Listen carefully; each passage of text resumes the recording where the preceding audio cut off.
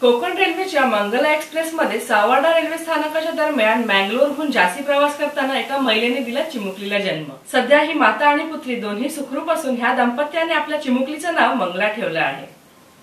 Konkan railway मार्गावर मंगळूर ते दिल्ली जाणाऱ्या मंगला एक्सप्रेसमध्ये संगमेश्वर ते सावर्डे रेल्वे स्थानकादरम्यान एक महिला प्रसूती झाली।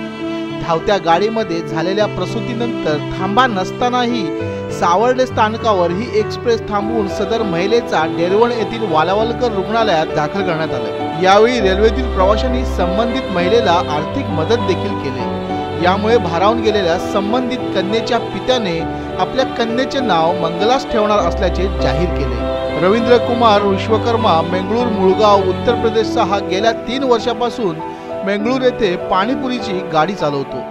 मात्र काही दिवसापूर्वी त्याच्या बहिणीचे सासरे मयत झाल्याने तो आपल्या पत्नी ज्योती झा उर्फ ज्योती विश्वकर्मा हिच्यासह उत्तर प्रदेश येथे मंगला एक्सप्रेस मधून मंगळूर ते झाशी असा AC2 या बोगीतून प्रवास करत होता। रत्नागिरी स्थानक सोडल्यानंतर ज्योतीला प्रसूती वेदना सुरू झाल्या। पत्नीने याबाबत माहिती बोगीतील अन्य प्रवासी महिलांना दिली। सुदैवाने या बोगीतून 2 नर्स महिलाही प्रवास करत होत्या, त्यामुळे त्यांनी तिला योग्य सहकार्य केले।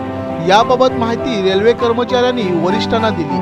त्यानंतर उपचाराकरिता सूत्रे हल्ली। रेल्वे कर्मचाऱ्यांनी जवळच्या सावर्डे व चिपळूण स्थानकाला माहिती दिली। त्यानुसार सावर्डे डेरवण रुग्णालयाला माहिती देण्यात आली। त्यांनी तात्काळ आपली रुग्णवाहिका सावर्डे रेल्वे स्थानकावर पाठवली, तर चिपळूण स्थानकावरही दुसरी रुग्णवाहिका सज्ज ठेवण्यात आली। दरम्यान सावर्डे स्थानकावर गाडी थांबवून सदर महिलेला डेरवण रुग्णालयात दाखल करून उपचार करण्यात आले। या प्रकारानंतर या रेल्वेतून प्रवास करणाऱ्या अनेक कर्मचाऱ्यांनी विश्वकर्मा याला मदतीचा हात देताना सुमारे 1500 रुपये जमा करून दिले। तसेच कारवार येथील प्रवासी व नाशिक येथे उतरणाऱ्या एका प्रवाशाने त्याला चक्क 2000 रुपये दिले। प्रवाशांकडून झालेल्या या आर्थिक सहकार्याबद्दल विश्वकर्मा याने सर्वांचे आभार मानले। Bureau report Konkan live Sawarde.